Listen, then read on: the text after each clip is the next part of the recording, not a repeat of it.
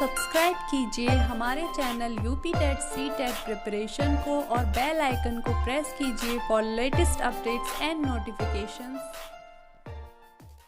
Hello friends, welcome to our YouTube channel UP TET C TET preparation. Friends, आज की video में जो आप लोगों का आज एग्ज़ाम हुआ है डीएलएड सेकेंड सेमेस्टर का मैथ्स का, जो कि आपका चतुर्थ प्रश्न पत्र था, उसका सॉल्यूशन आज की हम इस वीडियो में करने वाले हैं। तो आइए फ्रेंड्स, फटाफट से आप लोग इस वीडियो के साथ जुड़ जाइए। हमारा जो पहला क्वेश्चन था 0.000001 का वर्ग रूप होगा, तो इसके लिए जो ऑप्शन नंबर 2 है यह हमारा बिल्कुल करेक्ट होगा। उसके बाद जो अब हमारा नेक्स्ट क्वेश्चन है, क्वेश्चन नंबर 2, 3/-4 -5/4 का मान कितना होगा। तो फ्रेंड्स, आप लोग इस क्वेश्चन में देख सकते हैं -5 और -4 है, तो यहाँ माइनस से ये जो माइनस है ये कैंसिल हो जाएगा। तो अब यहाँ पे बचता है 3/-4 माइनस करना है 5/4 को। तो यहाँ पे इन दोनों के हर समान है। तो अब यहाँ से जब हम 3 को देखेंगे तो यहाँ माइनस का 3 हो जाएगा और यहाँ पर माइनस का 5 हो जाएगा। तो टोटल -3 और -5 कितना होगा, माइनस का 8/4। जब 4 से 8 को कैंसिल करेंगे तो 4 2 जा 8, यानी कि हमारा जो आंसर आएगा वो -2 आएगा। ऑप्शन नंबर 4 वो बिल्कुल करेक्ट है। अब हम क्वेश्चन नंबर 3 को देखते हैं। निम्न में से 80 और 90 के बीच अभाज्य संख्याएं बताइए। तो फ्रेंड्स, इनमें से हमें अभाज्य संख्याएं बतानी है जो कि किसी भी संख्याओं से विभाजित ना हो। तो यहाँ दो संख्याओं के हमको जोड़े दिए गए हैं, उनमें से बताना है कौन सा जोड़ा है जो अभाज्य संख्याओं का है। यहाँ 81 और 83 की बात करें तो फ्रेंड्स, ये 81 और 83 3 से डिविजिबल हो जाएगा। सेम इसमें भी 81 3 से 9 से इनसे विभाजित हो जाएगा। इसमें थर्ड ऑप्शन में 87 3 से विभाजित हो जाएगा। लेकिन जो फोर्थ ऑप्शन है जिसमें 83 और 89 दिया गया है, ये किसी भी संख्या से विभाजित नहीं होंगे, अर्थात ये हमारे अभाज्य संख्याएं कहलाएंगी। इसलिए जो ऑप्शन 4 है वह बिल्कुल सही होगा। अब फ्रेंड्स, हमारा जो क्वेश्चन नंबर 4 है, 6 की अनुवर्ती प्राकृतिक संख्या है। तो अनुवर्ती निकालने के लिए हमें क्या करना होता है, दी गई संख्या में हमें +1 करना होता है। तो 6 में हम 1 जोड़ेंगे तो हमारा आंसर आएगा 7।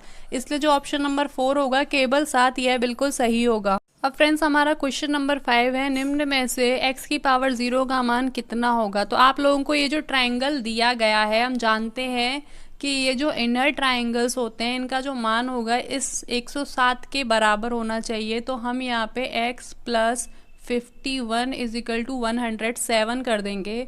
जब हम यहाँ x की वैल्यू निकालेंगे तो 107 - 51 करेंगे तो यहाँ पे जो हमारा आंसर आ जाएगा वह 56 डिग्री आएगा, यानी कि हमारी जो x की वैल्यू है वह 56 डिग्री होगी। यानी ऑप्शन नंबर 2 बिल्कुल सही होगा हमारा। अब फ्रेंड्स, हमारे अति लघुत्तरीय प्रश्न स्टार्ट हो जाते हैं, जिसमें हमारा क्वेश्चन नंबर 6 है, a की पावर 5b - a b की पावर 5 का गुणनखंड कीजिए। तो इस प्रकार के क्वेश्चन में हमें सबसे पहले क्या देखना होता है कि इनमें से हम क्या कॉमन ले सकते हैं। तो फ्रेंड्स, इन दोनों ही पदों में हम यहाँ से a और b को कॉमन ले सकते हैं। a और b को कॉमन लेने के बाद हमारा क्या बच जाता है, a की पावर 4 - b की पावर 4 यहाँ पे कॉमन बच जाता है। तो इस चीज़ को आप ऐसे भी लिख सकते हैं, a² का होल स्क्वायर -b² का होल स्क्वायर। यहाँ पे जो a b है वह ऐसे ही रह जाएगा। अब आप इसको देख पा रहे होंगे, ये कुछ इस तरीके का फॉर्मूला बन गया। जो a² - b² क्या होता है, ब्रैकेट में a + b, ब्रैकेट में a - b, जहाँ a की जगह हम a² का यूज़ करेंगे और b की जगह यहाँ पर हम b² का यूज़ करेंगे। तो जो हमारा आंसर होगा वह हो जाएगा ab, ब्रैकेट में a² + b² और दूसरे ब्रैकेट में हमारा हो जाएगा a² माइनस का b²। यही आप लोगों का आंसर होगा। अब हमारा क्वेश्चन नंबर 7 है, एक आयताकार मैदान 190 मीटर लंबे तार से घिरा है। यदि मैदान की लंबाई उसकी चौड़ाई की 3/2 गुनी है तो मैदान की लंबाई और चौड़ाई ज्ञात कीजिए। तो फ्रेंड्स, आप लोग देख सकते हैं कि जब एक आयताकार मैदान होगा, यानी कि इस तरीके का जो घिरा हुआ है, यानी कि इसकी क्या परिमाप, जो हमें परिमाप दी गई है वह यहाँ पे हमें 190 मीटर दी गई है। तो अब इसकी हमें लंबाई और चौड़ाई ज्ञात करनी है। और क्वेश्चन में हमें बताया गया है जो लंबाई है यानी कि L है वो क्या है, वह चौड़ाई की यानी विड्थ की कितनी है, 3/2 है। तो यहाँ पे हम लंबाई को 3x मान लेते हैं और जो चौड़ाई है उसको 2x मान लेते हैं। तो इस प्रकार से हम जानते हैं जो आयत का परिमाप होता है वह कितना होता है, परिमाप बराबर 2 इंटू लंबाई प्लस चौड़ाई। तो फ्रेंड्स परिमाप हमको यहाँ पे 190 दिया गया है बराबर 2, हमने L माना था 3x को और चौड़ाई को माना था हमने 2x। तो यहाँ पे 3 और 2 यहाँ पे हो जाएगा 5x multiply by 2 is equal to 190। जब हम 2 से 190 को कट करेंगे तो यहाँ पे हमारा आ जाएगा 95, और ये जो 5 दूसरी साइड जाएगा तो डिवाइड में लग जाएगा। जब इस 5 से हम 95 को कट करेंगे तो हमारा आंसर क्या आ जाएगा, जब हम 5 से 95 को कट कर देंगे यहाँ पे तो यहाँ पे आ जाएगा 19। अब हमारी जो x की वैल्यू, तो फ्रेंड्स हमने क्वेश्चन के स्टार्टिंग में जो मैदान की लंबाई को माना था वो लंबाई को हमने यहाँ पे 3x माना था और चौड़ाई को हमने यहाँ पे 2x माना था, और x की वैल्यू हमारी 19 थी। तो 3 multiply by 19 and 2 multiply by 19, 19 दिया होता है 57 मीटर और 19 दूनी होता है 38 मीटर। यही हमारी लंबाई और चौड़ाई होगी, यही इस क्वेश्चन का आप लोगों का आंसर होगा। उसके बाद जो हमारा क्वेश्चन नंबर 8 है वह 8x plus 21/4 is equal to 3x plus 6 का हल कीजिए। तो फ्रेंड्स इसको करने के लिए आप लोगों को क्या करना होता है, सबसे पहले जो x वाले नंबर्स होते हैं उनको एक साइड लेके जाते हैं और जो सिंपल नंबर्स होते हैं उनको दूसरी साइड लेके जाते हैं। हमने आपको इसी तरीके से करना बताया था। तो उसके लिए हम क्या करेंगे, जो हमारा 8x है ये इधर रहेगा और उधर से जो 3x है इसको हम जब लेफ्ट साइड में लेके आएंगे तो ये माइनस का 3x हो जाएगा इज इक्वल टू यहाँ पे 6 है, ये प्लस का 21/4 है, ये इधर जाके माइनस का 21/4 हो जाएगा। 8x में से जब 3x को माइनस करेंगे तो यहाँ पे हमारा 5x आ जाएगा इज इक्वल टू 4 का 6 से मल्टीप्लाई करेंगे, 4 चिंग 24, 24 माइनस 21 करेंगे तो यहाँ आएगा 3/4। अब आप देख सकते हैं जो 5 है x के साथ मल्टीप्लाई में लगा हुआ है, जब ये दूसरी साइड जाएगा तो यहाँ पे डिवाइड में लग जाएगा। तो x इज इक्वल टू यहाँ पे ये 5 इधर आ जाएगा यहाँ से हटकर, तो 3/20। अब हमारा क्वेश्चन नंबर 9 है x plus 2y is equal to 7, 2x plus Y is equal to 5 को हमें हल करना है। तो फ्रेंड्स इसके लिए हम क्या करेंगे, यहाँ पे जो फर्स्ट हमारी इक्वेशन है इसमें हम 2 से मल्टीप्लाई करते हैं। 2 से मल्टीप्लाई करने पे क्या हो जाएगा, 2x plus 4y is equal to 7 into 2 यानी कि 14। दूसरी जो इक्वेशन है उसको हम एज इट इज़ ऐसे ही उतार लेंगे, 2x plus Y is equal to 5। अब हम क्या करेंगे, फर्स्ट इक्वेशन में से सेकंड इक्वेशन को सब्सट्रैक्ट करेंगे यानी कि घटाएंगे। तो घटाने पे हम जानते हैं कि साइंस चेंज हो जाते हैं, जो प्लस का है वह माइनस का हो जाता है। तो फिर यहाँ पे क्या आ जाएगा, 2x में से 2x गए तो ये कैंसिल हो गया, यहाँ पे प्लस के 4y में से माइनस का y, तो यहाँ पे बचेगा हमारा 3y इज इक्वल टू 14 में से माइनस करेंगे 5 को तो यहाँ बचेगा हमारा 9। यानी कि जो 3 है ये y के साथ मल्टीप्लाई में दूसरी साइड में जाएगा तो ये डिवाइड में लग जाएगा। तो यहाँ हमारी जो y की वैल्यू आ जाएगी 3 3 जा 9, यानी 3 हमारी जो y की वैल्यू आ जाएगी। अब यहाँ से जो हमारी y की वैल्यू 3 आई थी उसको हम इक्वेशन फर्स्ट में पुट करेंगे। तो यहाँ पे करेंगे हम x प्लस 2 इंटू 3 जो कि y की वैल्यू है इज इक्वल टू 7। तो यहाँ पे आ जाएगा x प्लस 2 3 जा 6 इज इक्वल टू 7। तो x बराबर आ जाएगा हमारा 7 माइनस 6 यानी कि 1। तो हमारी जो y की वैल्यू आई थी वह हमारी आई थी 3 और जो x की वैल्यू आई है वो 1। आपको बस इस क्वेश्चन में इतना ही करना था, इनकी वैल्यूज़ को आपको बताना था। आपका ये क्वेश्चन हो चुका है। अब हम क्वेश्चन नंबर 10 को सॉल्व करते हैं। 5 मीटर और 2 मीटर आयताकार पेंदे वाले हौज में 1.5 मीटर की ऊंचाई तक पानी भरा है। ज्ञात कीजिए हौज में कितने लीटर पानी भरा हुआ है।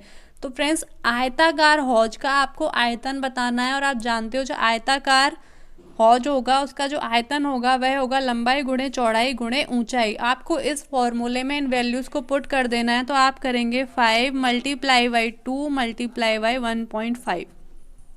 तो इनका जब आप मल्टीप्लाई कर देंगे तो यहाँ पे आ जाएगा आपका 15 मीटर क्यूब, जो आपका आयतन होगा आपके हौज का। उसके बाद आपको क्या बताना है, हौज में कितने लीटर पानी भरा है। तो फ्रेंड्स हम जानते हैं कि 1 मीटर बराबर कितना होता है, 1 मीटर बराबर होता है 1000 लीटर। तो 15 मीटर बराबर कितना होगा, तो 15 का हम 1000 से यहाँ पे मल्टीप्लाई कर देंगे तो यहाँ पे आ जाएगा हमारा 15,000 लीटर। यही इस क्वेश्चन का आप लोगों का आंसर होगा। उसके बाद हमारा क्वेश्चन नंबर 11 है, एक समबाहु त्रिभुज का परिमाप 12 सेंटीमीटर है, इसका क्षेत्रफल ज्ञात कीजिए। तो फ्रेंड्स जो समबाहु त्रिभुज का परिमाप होता है वह क्या होता है, परिमाप होता है हमारा 3 गुणे भुजा। तो हमें यहाँ पे परिमाप दिया गया है जो कि 12 है, 3 गुणे भुजा करेंगे। तो फ्रेंड्स भुजा के साथ जो 3 है ये गुणे में लगा हुआ है, दूसरी साइड में जाके ये डिवाइड में लग जाएगा। 3 से जब 12 को कट करेंगे तो 3 चौके 12, यानी जो आपकी भुजा है वह कितनी आ गई है, आपकी भुजा यहाँ पे 4 आ गई है। उसके बाद आपसे क्वेश्चन में आगे पूछा गया है क्षेत्रफल बताइए। तो फ्रेंड्स जो समबाहु त्रिभुज का क्षेत्रफल होता है वह क्या होता है, √3/4 इंटू भुजा का स्क्वायर। तो यहाँ पे आप √3/4 जो कि हमने भुजा निकाली थी वह थी 4 और 4 का स्क्वायर करेंगे तो हमारा हो जाएगा 16। अब इस 4 से 16 को कट करेंगे तो 4 टाइम्स कट होगा, तो जो हमारा आंसर आ जाएगा वह आएगा 4√3। अब फ्रेंड्स इसी के साथ आप लोगों के अति लघुत्तरीय प्रश्न समाप्त होते हैं। अब हम लघुत्तरीय प्रश्नों को देखते हैं। 3 विभिन्न चौराहों पर आवागमन सूचक बत्तियों क्रमशः 48 सेकंड, 72 सेकंड तथा 108 सेकंड के बाद बदलती हैं। यदि वे 8:20 पर एक साथ बदलें तो पुनः एक साथ कब बदलेंगी। तो फ्रेंड्स इस प्रकार के क्वेश्चंस के लिए आप लोगों को क्या करना होगा, 48, 72 और 108 का आपको एलसीएम निकालना होगा। तो इनका जो एलसीएम होगा वह कितना होगा, तो फ्रेंड्स इनका जो एलसीएम होगा वो आप लोग जब निकालेंगे तो 432 निकलेगा, जो कि आपका सेकंड्स में होगा, क्योंकि जो आपके 48, 72 और 108 हैं वह सेकंड में दी गई हैं। तो ये जो आपका आंसर निकलेगा वह भी सेकंड में निकलेगा। उसके बाद आपको इसको मिनट में चेंज करने के लिए क्या करना होगा, 60 से डिवाइड करना होगा। जब आप इसको 60 से डिवाइड देंगे तो आप लोगों का यहाँ आ जाएगा 7 मिनट और 12 सेकेंड। तो ये जो अगली बार बत्तियां जब बदलेंगी तो कितना समय होगा, 7 मिनट और 12 सेकंड के बाद जो आपको दिया गया है समय, आप इस समय में इसको जोड़ देंगे, यानी कि 8:20 में आप 7 मिनट को ऐड करेंगे तो 27 मिनट पे और 12 सेकंड पे जो नेक्स्ट बत्तियां बदलेंगी वो आपकी इस समय पे बदलेंगी। यही इस क्वेश्चन का आंसर होगा। अब हमारा क्वेश्चन नंबर 13 है, 4 पहियों की परिधियों क्रमशः 50 सेमी, 60 सेमी, 90 सेमी और 100 सेमी लंबी हैं। कम से कम कितनी दूरी चलने से चारे पहिए एक साथ पूरे चक्कर लगाएंगे। तो फ्रेंड्स कितनी दूरी चलने पे कम से कम कितनी, यहाँ कम से कम आ गया है, इसका मतलब ये है आपको यहाँ 50, 60, 90 और 100 का एलसीएम निकालना होगा। जब आप इन चारों का एलसीएम निकालेंगे तो आपका एलसीएम आएगा 900 सेंटीमीटर। तो बस फ्रेंड्स यही आप लोगों का इस क्वेश्चन का आंसर होगा कि 900 सेंटीमीटर की दूरी चलने पर चारों पहिए साथ साथ पूरे चक्कर लगाएंगे। अब हमारा क्वेश्चन नंबर 14 है, 72 divide by 38 -30 -31 -60 divide by 4 multiply by 5 को सरल कीजिए। तो आप जानते हैं कि सबसे पहले जब हम सरल करते हैं तो हम सबसे पहले छोटे वाले ब्रैकेट को सॉल्व करते हैं। छोटे वाले ब्रैकेट में हम यहाँ सबसे पहले भाग को सॉल्व करेंगे। तो भाग को सॉल्व करने पर यहाँ ब्रैकेट में क्या बचेगा, 31 माइनस 4 को जब 60 से डिवाइड देंगे तो यह जाएगा 15 गुणे 5। उसके बाद आपको करना होगा फ्रेंड्स, अब आपका जो स्मॉल ब्रैकेट है उसके अंदर बचा है 31 माइनस 15 गुणे 5। अब हम क्या करेंगे, अब यहाँ से हम गुणे को सॉल्व करेंगे। तो यहाँ हो जाएगा 31 माइनस 15 पंजे 75। अब जब 31 में से हम 75 को घटाएंगे तो आप लोगों का आंसर क्या आएगा। तो फ्रेंड्स 31 में से 75 को घटाने पे यहाँ आएगा माइनस का 44। अब आपका ये जो स्मॉल ब्रैकेट है वह सॉल्व हो चुका है। अब उसके बाद यहाँ पे क्या बचता है, यहाँ बचता है माइनस का 30।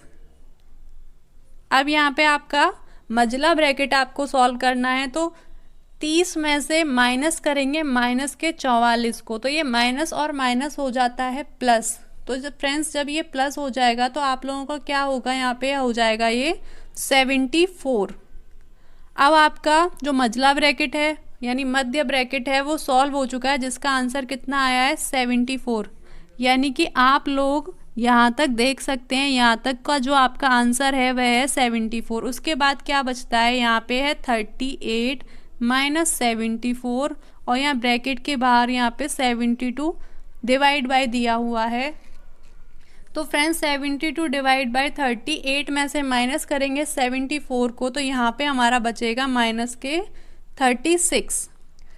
तो 72 विभाजित करेंगे माइनस के 36 को, तो यह जाएगा 2 टाइम्स, क्योंकि यह माइनस का है तो इसलिए आपका जो आंसर आएगा वह आएगा माइनस का 2। अब हमारा क्वेश्चन नंबर 15 है, वह बड़ी से बड़ी संख्या बताइए जिसमें 49, 59 और 109 से भाग देने पर क्रमशः 1, 3 और 5 शेष रहें। तो फ्रेंड्स सबसे पहले तो आपको यहाँ पे दिया गया है बड़ी से बड़ी संख्या, इसका मतलब यहाँ पर आपको मासा निकालना होगा, HCF निकालना होगा। और यहाँ पे एक कंडीशन दी गई है 1, 3 और 5 शेष बचे, तो इसके लिए आपको सबसे पहले क्या करना होगा, 49 में से 1 को माइनस करना होगा तो आपका 48 आ जाएगा। उसके बाद 59 में से आपको यहाँ 3 माइनस करना होगा तो यहाँ 56 आ जाएगा। और 109 में से आपको 5 को माइनस करना होगा तो यहाँ पे आ जाएगा आपका 104। अब आपको 48, 56 और 104 का HCF लेना होगा। तो इनका जो HCF होगा वह कितना होगा, तो फ्रेंड्स इनका जो HCF आएगा आप लोगों का वह आएगा 8। तो यही वह बड़ी से बड़ी संख्या है जिससे आपको भाग देने पे 1, 3 और 5 शेष बचेंगे। अब हमारा क्वेश्चन नंबर 16 है, रमेश की आयु अपने पुत्र राहुल की आयु की 4 गुना है। तो हम मान लेते हैं जो रमेश की आयु है, जो उसके पुत्र की आयु है वह x है, तो रमेश की कितनी हो जाएगी, तो रमेश की 4x हो जाएगी, क्योंकि क्वेश्चन में हमें दिया गया है कि ये 4 गुना है। उसके बाद दिया गया है 5 वर्ष पहले यानी कि -5 -5 राहुल की जो आयु थी, राहुल की आयु से 9 गुना थी। 5 वर्ष पहले क्या थी, 9 गुना थी। तो हम पुत्र की आयु में 9 से मल्टीप्लाई कर देंगे और इनको हम इक्वल कर देंगे। अब इसको जब सॉल्व करेंगे तो 9 का x से मल्टीप्लाई करने पे 9x माइनस 9 5 जब 45 is equal to 4x minus 5। अब फ्रेंड्स यहाँ 9x है, इधर से 4x जब इधर आएगा तो ये चला जाएगा माइनस में, तो 9x में से 4x को माइनस करेंगे तो हमारा यहाँ पे आ जाएगा 5x इज इक्वल टू, यहाँ ऑलरेडी हमें जो -5 दिया गया है ये माइनस में, 45 को जब दूसरी साइड लेकर जाएंगे तो ये माइनस का है तो ये हो जाएगा प्लस का। तो प्लस के 45 में से माइनस का 5 जाएगा तो यहाँ पे हमारा बचेगा 40। अब friends 5x is equal to 40, 5 multiply में दूसरी साइड में जाके डिवाइड में लग जाएगा तो x is equal to 40 divided by 5 होगा। तो यहाँ पे जो हमारी x की वैल्यू आ जाएगी वह कितनी आएगी, वह 9 आ जाएगी। अब हमारी x की वैल्यू 9 है और जो रमेश की उम्र थी, हमसे क्वेश्चन में पूछा गया रमेश की वर्तमान उम्र बताइए, और हमें क्वेश्चन में बताया गया था रमेश की जो वर्तमान आयु है राहुल से 4 गुना है। तो 4 गुणे 9 करेंगे यानी 9 चौक 36। तो रमेश की जो आयु होगी वह कितनी होगी, वह 36 वर्ष होगी। अब हमारा क्वेश्चन नंबर 17 है, निम्नलिखित संख्याओं की बारंबारता सारिणी बताइए। तो फ्रेंड्स बारंबारता सारिणी बताने के लिए मैंने आपको बताया था आपको सबसे पहले इन संख्याओं को एक क्रम में व्यवस्थित करना होता है, चाहे वह आरोही क्रम हो चाहे अवरोही क्रम हो। तो अब जब हम इनको आरोही क्रम में व्यवस्थित कर लेंगे उसके बाद आपको क्या करना होता है, एक सारणी बनानी होती है जो कि इस प्रकार से बनेगी। यहाँ पे आपको लिखनी होंगी संख्या, दूसरे में लिखना होगा आपको बारंबारता, और तीसरे में आपको यहाँ पे टैली चिन्ह बताने होंगे। तो फ्रेंड्स सबसे पहले जो हमें यहाँ पे संख्या दी गई है 12, वो कितनी बार दी गई है, वह 2 बार दी गई है। तो आप जब टैली चिन्ह बनाएंगे तो इस प्रकार से बनाएंगे। उसके बाद जो अगली संख्या है वह है 13। 13 आपको कितनी बार दी गई है? 13 आपको 2 बार दी गई है। वापस से इसके टैली चिन्ह बना लेंगे। उसके बाद आपका नंबर आता है यहाँ पे 14, जो कि सिर्फ एक बार दिया गया है, तो यहाँ पे टैली चिन्ह 1 आ जाएगा। उसके बाद है 15, 15 आपको यहाँ पे 4 बार दी गई है, तो आप 15 के बारंबारता 4 है और टैली चिन्ह आप इसके इस प्रकार से बना लेंगे। उसके बाद आ जाएगा आपका नंबर 16 है, जो कि कितनी बार आया है? 3 बारंबारता है जिसकी, तो उसके आप टैली चिन्ह भी इस तरीके से 3 डंडे खींच के बना लेंगे। तो फ्रेंड्स इसी तरीके से आपको यहाँ पे एक सारणी बनानी थी। अब उसके बाद हमारा क्वेश्चन नंबर 18 है, निम्नांकित चित्र में त्रिभुज ABC और त्रिभुज PQR समरूप है। यदि त्रिभुज ABC की भुजा AB 2 सेंटीमीटर, BC 3 सेंटीमीटर और AC 2.8 सेंटीमीटर है। यानी कि आपको इस क्वेश्चन में दिया गया है जो आपकी AB है वह 2 सेंटीमीटर है, BC है वह 3 सेंटीमीटर है और AC है वह 2.8 सेंटीमीटर है। उसके अलावा जो आपका त्रिभुज PQR है उसमें जो QR भुजा है वह 1.5 सेंटीमीटर है। तो फ्रेंड्स अब हम जानते हैं कि जो समरूप त्रिभुज होते हैं वो एक दूसरे के समान होते हैं, इक्वल होते हैं। तो इसको हम किस प्रकार से सॉल्व करेंगे? आपको यहाँ पर भुजा AB दी गई है, AB किसके अपॉन में आ जाएगी? AB आ जाएगी upon PQ is equal to, उसके बाद आपको यहाँ पे दी गया है BC इक्वल होगी Q और R के। तो फ्रेंड्स AB की यहाँ पर आपको वैल्यू दी गई है। जो AB की वैल्यू है वो कितनी है? AB की वैल्यू है 2 अपॉन PQ की। अब फ्रेंड्स जब आप 3 से 1.5 को कट करोगे तो ये 3 5 जा 15, ये 0.5 बार कट हो जाएगा। उसके बाद 0.5 का जब 2 से मल्टीप्लाई करोगे तब क्या हो जाएगा? 2 5 जा 10 और एक नंबर के बाद पॉइंट है, तो आपका जो आंसर आएगा वह कितना आएगा? 1। यानी कि जो आपकी PQ की वैल्यू है, PQ इज इक्वल टू कितना आ गया? आपका 1 आ गया। यहाँ पे आप लिख सकते हो PQ इज इक्वल टू 1। और आपको यहाँ पे पहले से दिया गया है QR इज इक्वल टू है 1.5। अब आपको क्या फाइंड करना है? अब आपको PR की वैल्यू फाइंड करनी है। PR जो भुजा है वह कितनी होगी? तो फ्रेंड्स उसके लिए आपको क्या करना होगा? PR निकालने के लिए आप क्या करेंगे? आप वही वापस से ऐसे ही वैल्यूज़ को पुट कर लेंगे, जैसे कि BC upon QR is equal to AC upon PR। अब यहाँ पे आप अपनी वैल्यूज़ को पुट कर सकते हैं। BC हमें दिया गया है 3, QR है हमारा 1.5 इज इक्वल टू AC हमारा है 2.8 और PR की वैल्यू हमें फाइंड करनी है। तो फ्रेंड्स 3 से जब 1.5 को आप कट करेंगे तो ये 0.5 बार कट हो जाएगा, यानी 0.5 आ जाएगा। 0.5 का जब 2.8 से मल्टीप्लाई करेंगे तब कितना आ जाएगा? यह आ जाएगा आपका 1.4। यानी कि जो आपकी PR भुजा होगी वह कितनी होगी? 1.4। तो फ्रेंड्स ये इस वीडियो का लास्ट क्वेश्चन था। आई होप आप लोग अपना एग्जाम अच्छे से करके आए होंगे। अगर आपको ये वीडियो पसंद आया तो प्लीज़ इस वीडियो को लाइक कीजिए, अपने सभी फ्रेंड्स के साथ फटाफट से इस वीडियो को शेयर कर दीजिए ताकि वो भी अपने स्कोर देख पाएँ कि वो कितने क्वेश्चंस को बिल्कुल सही करके आए हैं। तो फ्रेंड्स अगर अभी तक आपने इस चैनल को सब्सक्राइब नहीं किया है तो इस चैनल को सब्सक्राइब कीजिए और बेल आइकन को ज़रूर प्रेस कीजिए ताकि हमारी आने वाली सभी वीडियोज़ के नोटिफिकेशंस आपको मिलते रहें। तो फ्रेंड्स हम मिलते हैं नेक्स्ट वीडियो में।